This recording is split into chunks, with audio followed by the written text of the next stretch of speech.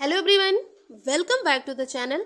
TGT PGT previous year questions की series में हम लोग ईयर 2003 के क्वेश्चंस को प्रैक्टिस कर रहे हैं एंड आज क्वेश्चन नंबर 75 से हम लोग को स्टार्ट करना है।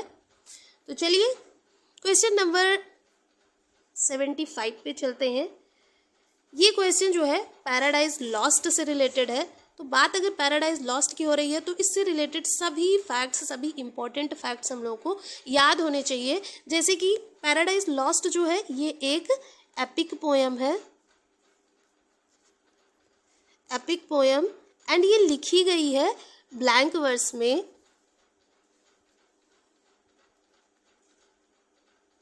Blank verse. Paradise Lost is an epic poem in blank verse. It is divided into 12 books. ये 12 books में divided है, clear है? And is notable for its autobiographical passages.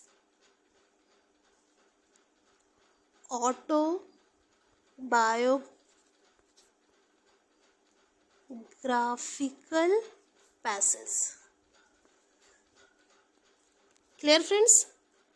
It was started in 1658 and completed 1665.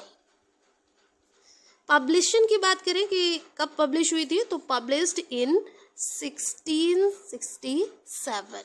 ये publish date है, ये starting, ये completing. And इस epic pome को जॉन मिल्टन ने अपने लाइफ के लास्ट फेज में लिखा है। Last phase. इसका सेकेंड एडिशन भी आया था। ये तो फर्स्ट एडिशन पब्लिश हुई, सेकेंड एडिशन पब्लिश हुआ 1674 में। जब फर्स्ट एडिशन आया तो उसमें टोटल 10 बुक्स रही हैं एंड सेकेंड एडिशन जो 1674 में आया उस टाइम पे क्या हुआ, जो book number 7 and book number 8 थी, इन दोनों बुक को 2 पार्ट में डिवाइड कर दिया गया। यानी 7 नंबर बुक को 2 पार्ट में एंड 10 नंबर बुक को 2 पार्ट में डिवाइड किया गया। तो ऑल ओवर टोटल 12 बुक्स हो गई थी। जब पैराडाइज लॉस्ट का फर्स्ट एडिशन आया था यानी 1667 में, उस टाइम पे इसमें 10 बुक्स रही हैं एंड टोटल लाइंस की अगर बात करें, लाइंस ऑफ वर्ड्स की, तो 10,000 लाइंस ऑफ वर्ड्स इस बुक्स में रहे हैं। Clear friends? आई होप ये सारी बातें अच्छे से क्लियर हुई होंगी। अब हम क्वेश्चन पे चलते हैं। क्वेश्चन क्या था? When was paradise lost completed by Milton? तो कंप्लीट हुआ था 1665 में। तो सही आंसर हो जाएगा option number D. Next question पे चलते हैं। क्वेश्चन नंबर 76 है। A standard sonnet is a poem of dash lines. ये क्वेश्चन काफी बार रिपीट हुआ है। PGT 2000, TCT 2003, 13 and AWES PGT 2013। तो जो स्टैंडर्ड सोनेट होता है उसमें टोटल 14 लाइंस होती हैं। ऑप्शन नंबर सी जो होगा वो बिल्कुल सही आंसर हो जाएगा। अब सोनेट जो है ये 14 लाइंस के होते हैं। तो जो इटालियन सोनेट होता है, इटालियन सोनेट जिसको पेट्रार्कन सोनेट भी कहा जाता है, ये जो है डिवाइडेड रहता है मेनली 2 पार्ट्स में, इटालियन और पेट्रार्कन सोनेट।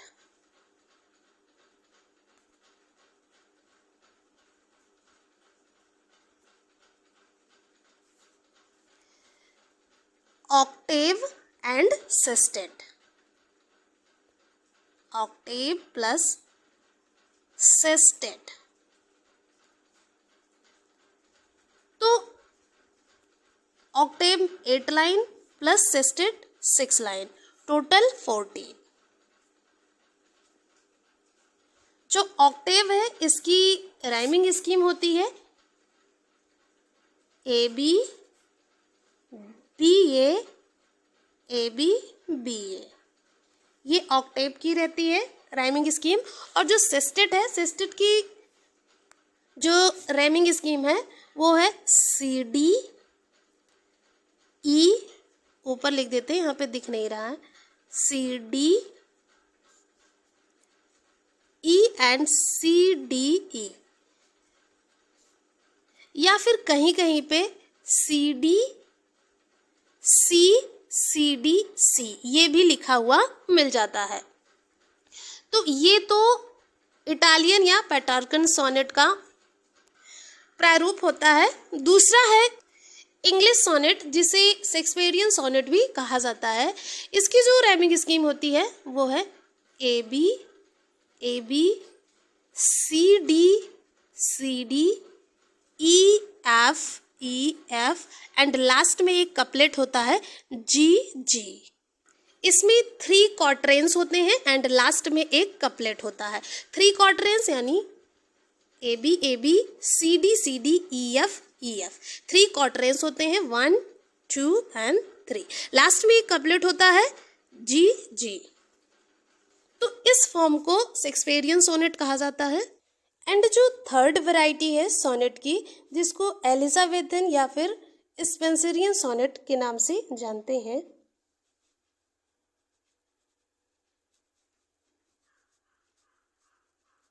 स्पेंसरियन सोनेट, इसमें क्या होता है, इसमें भी 3 क्वार्टरेंस होते हैं एंड 1 कपलेट रहता है, बट इसकी जो राइमिंग स्कीम है वो चेंज रहती है।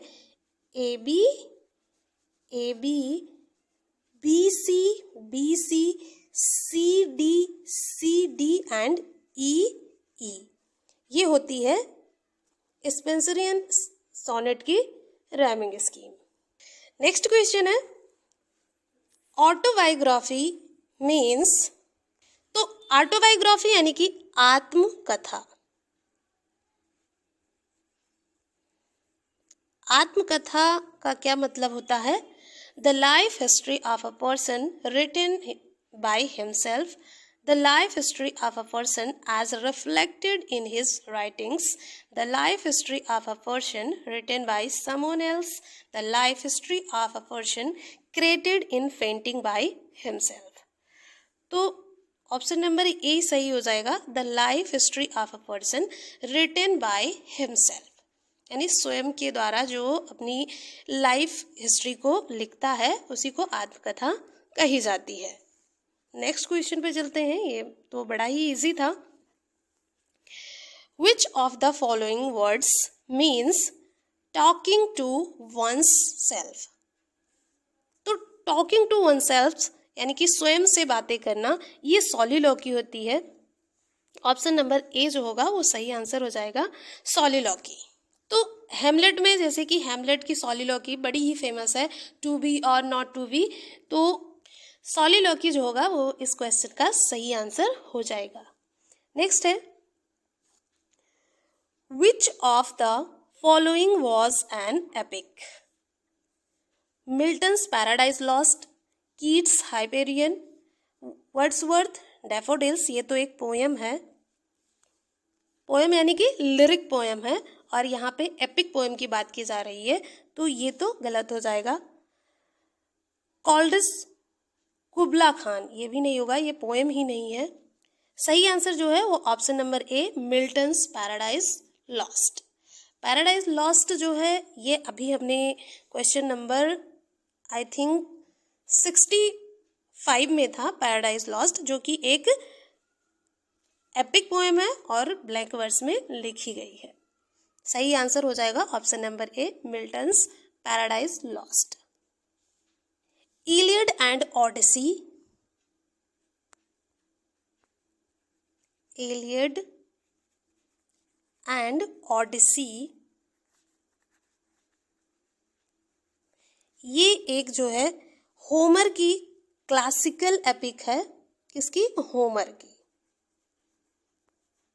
इसके अलावा बड़ी ही फेमस एपिक है एनीड। एनीड, ये है वर्जिल की। एंड ये भी एक क्लासिकल एपिक है, तो ये भी काफ़ी इंपॉर्टेंट है एंड ये हम लोगों को पता होना चाहिए। नेक्स्ट क्वेश्चन पे चलते हैं। What is a caesura in poetry? Poetry में सिजूरा क्या होता है? A pause indicated by a comma, a line containing consonants, sprung rhythm, none of these। तो एक पॉज होता है जो कि कॉमा के द्वारा इंडिकेट किया जाता है पोएट्री में। तो सही जो ऑप्शन होगा वो ऑप्शन नंबर ए हो जाएगा। नेक्स्ट क्वेश्चन है, give the correct term of the statement given set of facts systematically arranged in rows and columns. तो उसे क्या कहा जाएगा? सेट ऑफ फैक्ट्स, यानी तथ्यों का जो सेट है, तथ्यों का जो एक क्रमबद्ध अरेंजमेंट है, systematically arranged in rows and columns. तथ्यों का जो समूह है जो पंक्तियों और स्तंभों में अरेंज्ड है, यानी व्यवस्थित रूप में लिखा गया है, उसको क्या कहा जाएगा? की, यानी कि तालिका। जो तालिका होती है इसको हिंदी में बोलेंगे तालिका।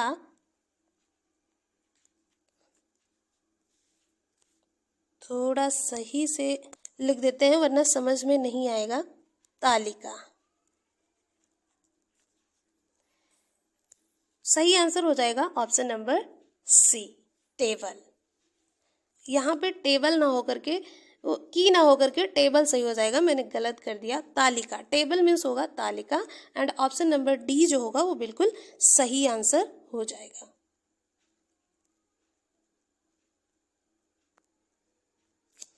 टेबल, जो तालिका होती है वो सिस्टमेटिकली अरेंज्ड रूप में लिखी रहती है। नेक्स्ट क्वेश्चन पे चलते हैं।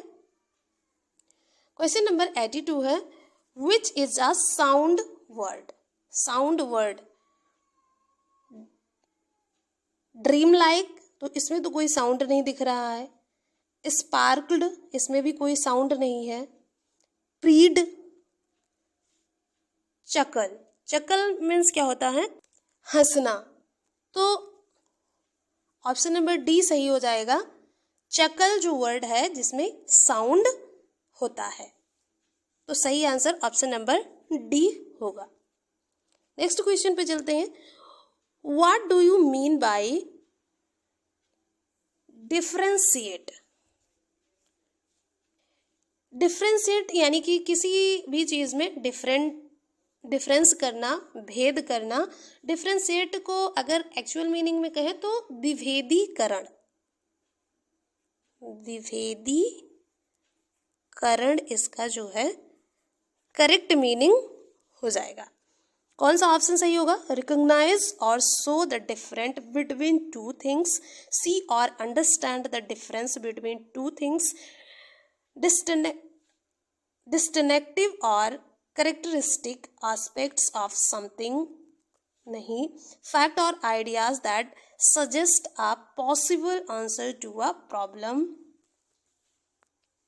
तो इसका सही आंसर हो जाएगा ऑप्शन नंबर ए, रिकॉग्नाइज और show the difference between two things. Next question है, अ पायरोनिम इज? पायरोनिम क्या है? ऑप्शन है the use of a word in a sense that does not properly belong to it, a clause or phrase fades into a sentence in passing, a word not spelled as another but pronounced exactly as the other, a word that is spelled and pronounced in the same way as another but means different in context। तो इसका जो सही answer हो जाएगा वो होगा option number C, a word not spelled as another but pronounced exactly as the other। यहाँ पे क्या होगा, कोई भी वर्ड जो है वो उसका जो प्रोनाउंसिएशन होगा उसको उस वर्ड को प्रोनाउंस्ड तो सेम साउंड में किया जाएगा बट उसकी जो मीनिंग है वो अलग अलग होगी। जैसे कि बर्थ, BERTH, अब इस बर्थ का जो मतलब है वो हो जाएगा स्थान। एंड दूसरा जो बर्थ है BIRTH, इसका मतलब होगा जीवित होना।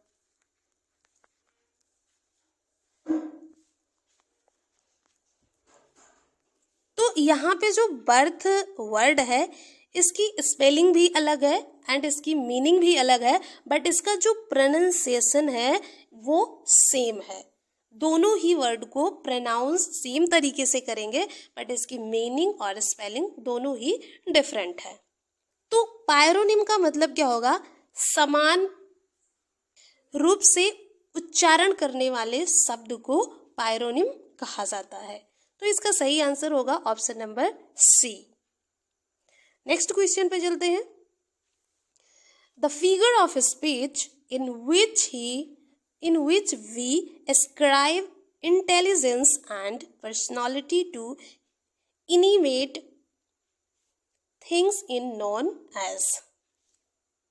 तो यहाँ पे फिगर ऑफ स्पीच बताना है, we ascribe intelligence and personality to animate things is known as personification। सही आंसर होगा पर्सोनिफिकेशन। ये तो इजी है, इसके बारे में ज़्यादा डिस्कस करने की ज़रूरत नहीं है। विच of the following sentence has the figure of speech called apostrophe. तो अपोस्ट्रॉफी जो है, तो अपोस्ट्रॉफी में डायरेक्ट एड्रेस किया जाता है किसी लाइफलेस थिंग्स को या लाइफलेस आइडियाज़ को। तो ऑप्शन नंबर ए जो होगा ये सही होगा क्योंकि यहाँ पे डायरेक्ट एड्रेस किया गया है, O solitude where are thy charms. यहाँ पे जो सॉलिट्यूड है उसको डायरेक्टली एड्रेस किया गया है। तो ऑप्शन नंबर ए सही आंसर होगा इस क्वेश्चन का। नेक्स्ट पे चलते हैं। What the figure of speech has been used in the following lines, O word, O life, O time, O Julius Caesar thou art mighty yet. तो यहाँ पे होना तो चाहिए अपोस्ट्रॉफी बट इसमें कोई ऑप्शन अपोस्ट्रॉफी का नहीं दिख रहा है, तो इस वजह से यहाँ पे सही आंसर हो जाएगा option number D, rhetoric. Rhetoric यानी कि वक्रोक्ति कहा जाएगा इसको, रेटोरिक को। यहाँ पे वैसे तो होना चाहिए अपोस्ट्रॉफी क्योंकि यहाँ पे जो word, life, time and Julius Caesar को यहाँ पे डायरेक्ट एड्रेस किया जा रहा है। O Julius Caesar thou art mighty yet, यानी कि ओ जूलियस सीजर तुम अभी भी यहाँ जो है शक्तिशाली, सबसे शक्तिशाली हो। एंड ये जो लाइन्स है ये ब्रूटस कहता है सीजर को। जब सीजर को ब्रूटस मार देता है उस टाइम पे ये इस लाइन को बोलता है कि जो जूलियस सीजर है वो मरने के बाद भी शक्तिशाली है यानी कि माइटी है। नेक्स्ट क्वेश्चन पे चलते हैं। Which of the following words are personified. तो यहाँ पे पर्सोनिफाइड कौन सा वर्ड है, ऑनेस्ट थीव नहीं, यहाँ पे कोई पर्सोनिफिकेशन की बात नहीं की जा रही है। Revenge is kind, thirsty earth, thirsty earth ये पर्सोनिफिकेशन है, यहाँ पे पर्सोनिफाइड किया गया है, अर्थ को थ्रस्टी बताया गया है। तो सही आंसर ऑप्शन नंबर सी जो होगा वो हो जाएगा। नेक्स्ट क्वेश्चन है 89। What figure of speech has been used in the following lines, even thus, last night and now, night more, I lay and could win thee, sleep, why and stealth. तो यहाँ पे sleep, sleep को address किया जा रहा है। Apostrophe जो होगा वो सही आंसर हो जाएगा। ओनोमेटोपोइया होगा नहीं, क्योंकि किसी भी साउंड की बात नहीं की जा रही है, ऑक्सीमोरन भी नहीं दिखाया जा रहा है, कोई विरोधाभास नहीं है, हाइपरबोल कोई एक्सेजरेशन भी नहीं है, तो सही आंसर ऑप्शन बी ही होगा, अपॉस्ट्रॉफी। नेक्स्ट क्वेश्चन पे बढ़ चलते हैं। 90 नंबर क्वेश्चन है, the figure of speech which consists in the use of word which suggest the sense bye there sound is called. तो जहां भी साउंड की बात की जा रही हो वहां जो है हाई ओनोमेटोपोइया ही होगा, ओनोमेटोपोइया। तो option number B will be right answer for this question. Next question है, what figure of speech has been used in the following lines? Let not ambition mock their useful toil. Let not ambition mock their useful toil. जो ambition है यानी महत्वाकांक्षा है, ambition को there useful, तो यहाँ पे एम्बिशन को पर्सोनिफाइड किया गया है। एम्बिशन को उसकी उपयोगी परिश्रम को यूजफुल टॉयल, यानी कि महत्वाकांक्षा को, एम्बिशन को उसके उपयोगी परिश्रम का मजाक ना उड़ाने दें। तो यहाँ पे एम्बिशन को पर्सोनिफाइड किया गया है, तो सही आंसर हो जाएगा पर्सोनिफिकेशन। यानी इस लाइन में जो फिगर ऑफ स्पीच होगी वो पर्सोनिफिकेशन होगी। ऑप्शन डी सही आंसर होगा। नेक्स्ट है, he resembles the animal that browse on thistles, the above is an example of.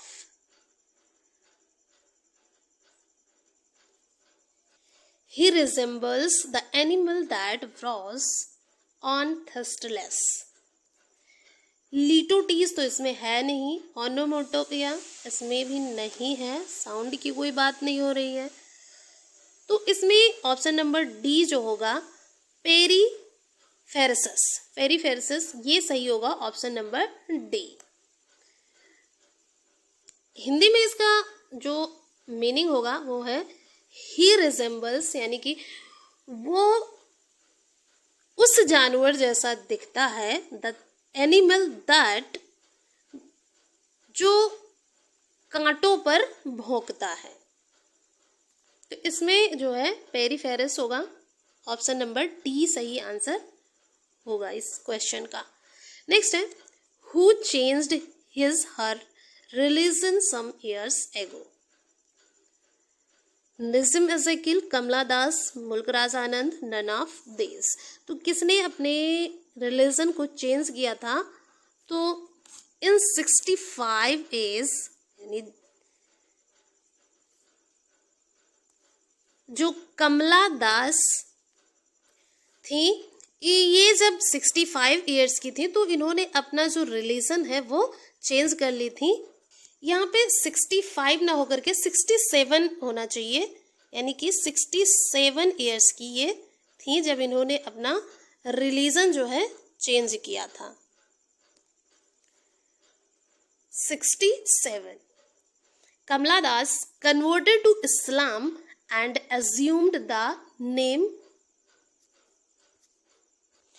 कमला सुरैया। इन्होंने कमला दास से अपना जो नेम है वो कमला सुरैया कर लिया था। कमला सुरैया, SURAYA, सुरैया।